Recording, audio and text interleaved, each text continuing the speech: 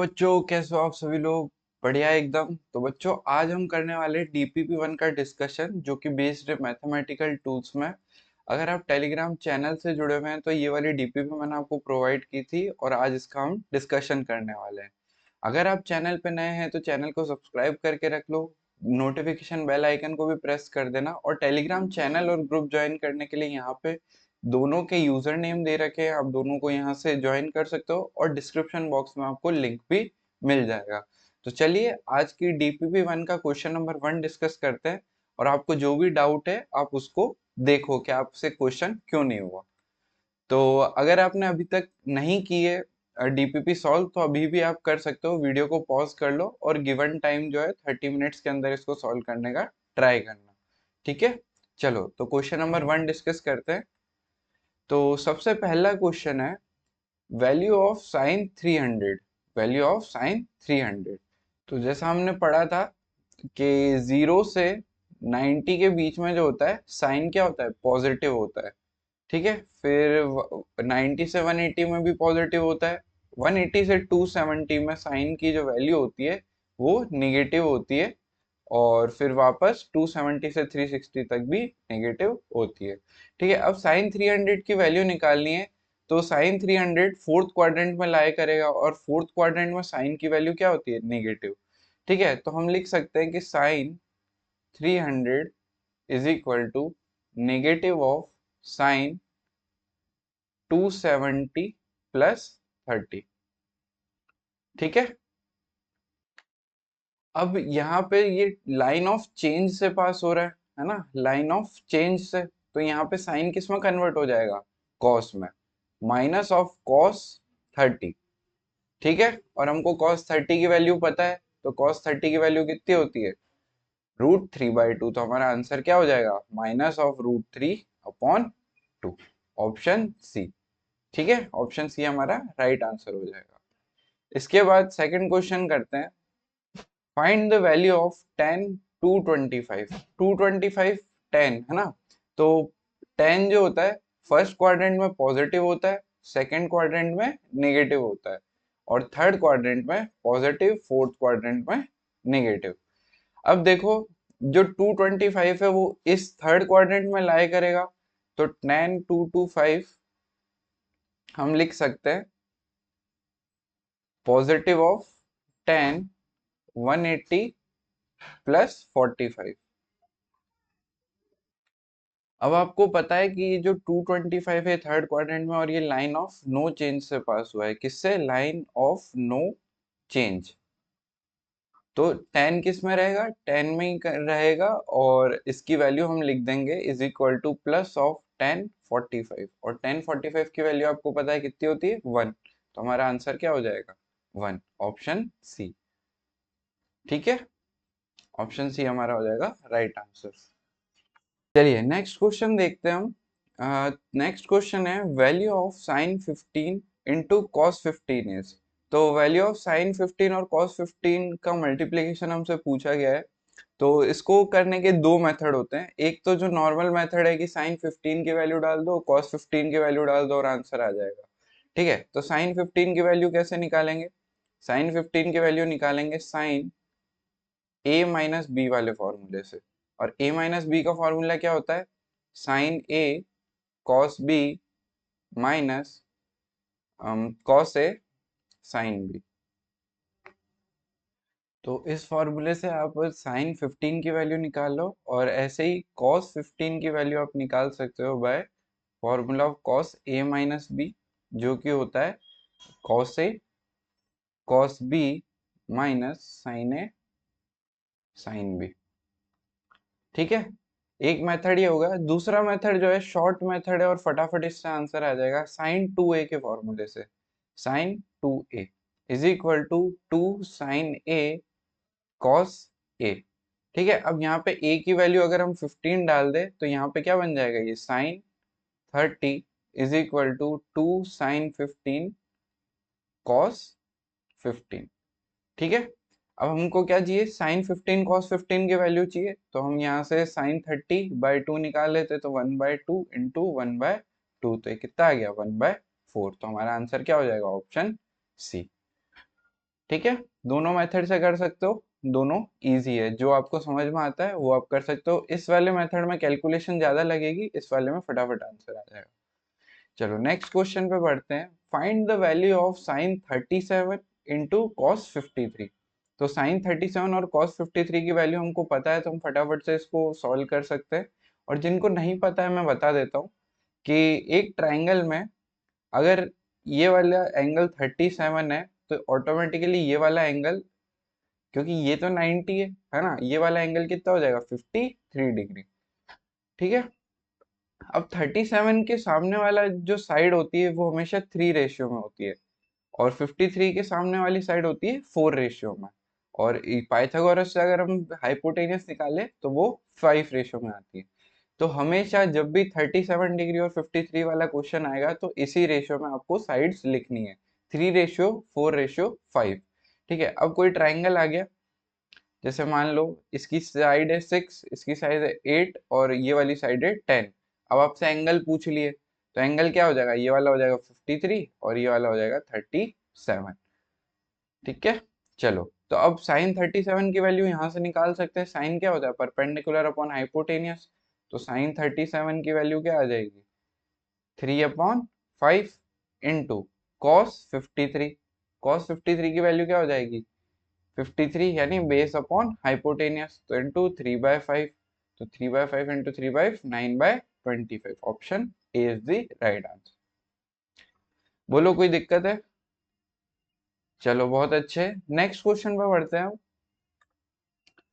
If sine theta is equal to 1/3 then cos theta will be. तो एक triangle में sine theta, अगर ये वाला एंगल हम थीटा मान लेते हैं, तो ये 1 और ये 3।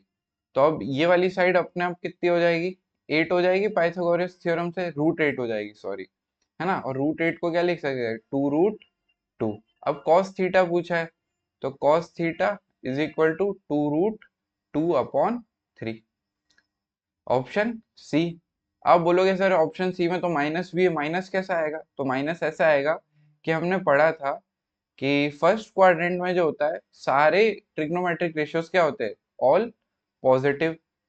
सेकंड वाले में साइन और कॉसेक पॉजिटिव होते हैं, बाकी सारे तो निगेटिव होते हैं। तो अब मान लो कि ये थीटा जो है अगर इस वाले क्वाड्रेंट का है, तो साइन तो पॉजिटिव ही आएगा, है ना, और कॉस क्या हो जाएगा, नेगेटिव हो जाएगा। तो साइन तो पॉजिटिव ही है और कॉस क्या हो जाएगा, नेगेटिव। इसलिए इस वाले क्वाड्रेंट में when theta when theta is lie when theta lies between 90 to 180, then cos theta will be negative।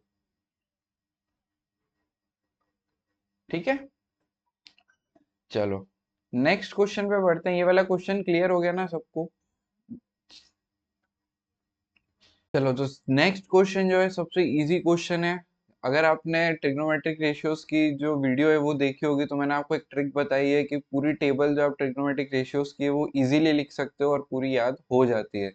और अगर आपको याद है तो आप अगला क्वेश्चन बहुत आसानी से कर लोगे। Which of the following has value 1। तो 1 किसकी वैल्यू होती है, tan 45 की होती है, बिल्कुल। साइन 90 की भी 1 होती है और cos 0 की भी 1 होती है। तो हमारा ऑप्शन क्या हो जाएंगे इसमें से, ऑप्शन ए, बी और D. Option A B D क्या हो जाएंगे, करेक्ट आंसर हो जाएंगे। ठीक है बच्चों, तो नेक्स्ट क्वेश्चन पे बढ़ते हैं। नेक्स्ट क्वेश्चन दिखने में डरावना है, पर इसमें 4 क्वेश्चन पूछे हैं, 1, 7, 8, 9 और 10।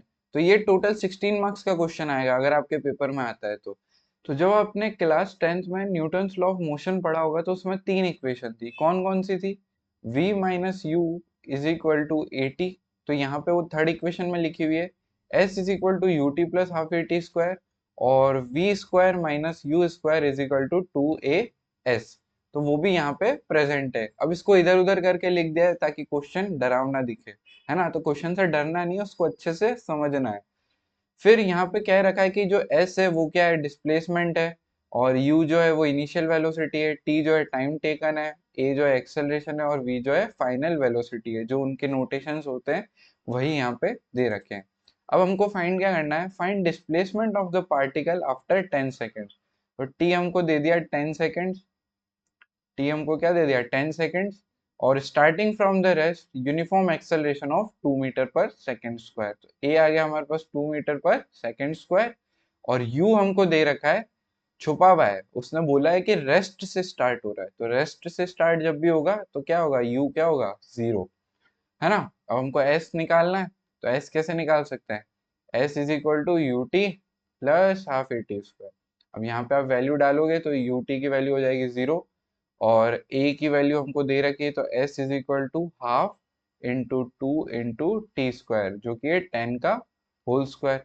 तो यहाँ से हमारी वैल्यू क्या आ जाएगी, यहाँ से वैल्यू आ जाएगी हमारी 100 मीटर, है ना। एस की वैल्यू क्या आ जाएगी, 100 मीटर। तो हमारा ऑप्शन क्या हो जाएगा, ऑप्शन बी।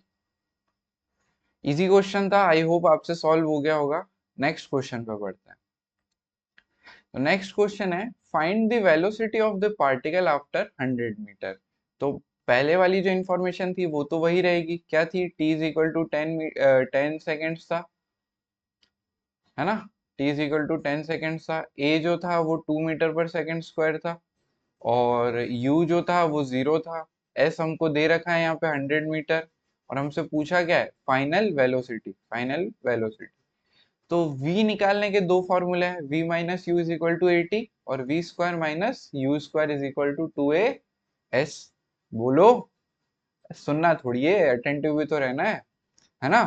चलो, तो v square minus u square वाला फॉर्मूला लगाते हैं, क्योंकि उसमें s भी दिया हुआ है और s हमको इसमें क्वेश्चन में भी गिवन है, is equal to 2a s। ठीक है, तो v स्क्वायर की वैल्यू क्या हो जाएगी, v square minus 0 is equal to 2 into a कितना है 2, और s कितना है हमारे पास 100। तो v की वैल्यू यहाँ से आ जाएगी 20 मीटर पर सेकेंड, है ना। इसको सॉल्व करोगे तो क्या आ जाएगा, 20 मीटर पर सेकेंड। तो हमारा आंसर क्या हो जाएगा, ऑप्शन बी। ठीक है, नेक्स्ट क्वेश्चन पे बढ़े। चलो, तो नेक्स्ट क्वेश्चन पे बढ़ते हैं। नेक्स्ट क्वेश्चन में आपको find the velocity of particle after 10 seconds if it's acceleration is 0। तो v निकालना है हमको, है ना, और एक्सेलरेशन हमको क्या दे रखा है 0, और u भी क्या दे रखा है 0। तो इसमें कौन सा फॉर्मूला लगा सकते हैं हम, v minus u is equal to 80। अब u भी 0 है और 80 भी 0 है, तो क्या आ जाएगा आंसर 0, है ना। तो v की वैल्यू क्या आ गई, 0 metre per second, option D. ठीक बच्चों, है ना, समझ में आ रहा है ना, क्वेश्चन इजी है, सारे क्वेश्चन एक लाइन में हो जा रहे हैं। यही तो करना है हमको, फास्ट सॉल्व करना है। चलो, नेक्स्ट और लास्ट क्वेश्चन है इस डीपीपी का, find the displacement of particle when its velocity becomes 10 metre per second. तो v क्या हो गई, जब 10 हो गई है तो s हमको निकालना है ना, और a हमको दे रखा है 5 मीटर पर सेकेंड स्क्वायर। तो कौन सा फॉर्मूला लगाएंगे, v square minus u square is equal to 2a s। सारी वैल्यूज गिवन है, यहाँ पे डाल दो, 10 का square minus 0 is equal to 2 into 5 into s। तो s की वैल्यू क्या आ जाएगी, 10 मीटर, है ना, option C. Option C is the right answer. तो बच्चों, इस डीपीपी में इतना ही, अगली डीपीपी में हम डीपीपी 2 डिस्कस करेंगे। तो इस वीडियो को अपने फ्रेंड्स के साथ भी शेयर कर दो, और उनको बता दो कि सक्सीड मी जेई नीट यूट्यूब चैनल पे डेली प्रैक्टिस प्रॉब्लम्स का डिस्कशन भी होता है, और यहाँ पे डेली प्रॉब्लम्स दी भी जाती है। क्योंकि बच्चों, क्वेश्चन प्रैक्टिस है ना करना बहुत जरूरी है कंपटीशन एग्जाम्स लाइक जेई और नीट की तैयारी में, क्योंकि वहां पे आपको थ्योरी नहीं पूछेंगे। और बहुत से बच्चे यही गलती करते हैं कि पूरे 2 साल जो है थ्योरी पढ़ते रहते हैं, उनकी थ्योरी तो हो जाती है पर क्वेश्चन सॉल्व करने की प्रैक्टिस नहीं हो पाती है। तो आपको मिनिमम 100 क्वेश्चंस तीनों सब्जेक्ट में मिला के एक दिन में करने चाहिए, और इससे आपकी क्या होगी, जो क्वेश्चन सॉल्विंग एबिलिटी होगी वो भी बढ़ेगी। और कंपटीशन एग्जाम में टाइम का ही खेल होता है, जितना ज्यादा, जितने कम टाइम में आप जितने ज्यादा क्वेश्चन करोगे उतने ही रैंक आपकी अच्छी होगी। और क्वेश्चन करने के साथ साथ एक्यूरेसी भी आनी चाहिए। तो एक्यूरेसी कब आएगी, जब आप क्वेश्चंस को सॉल्व करोगे। तो इस वीडियो के लिए इतना ही, मिलते हैं नेक्स्ट वीडियो में। Thanks for watching.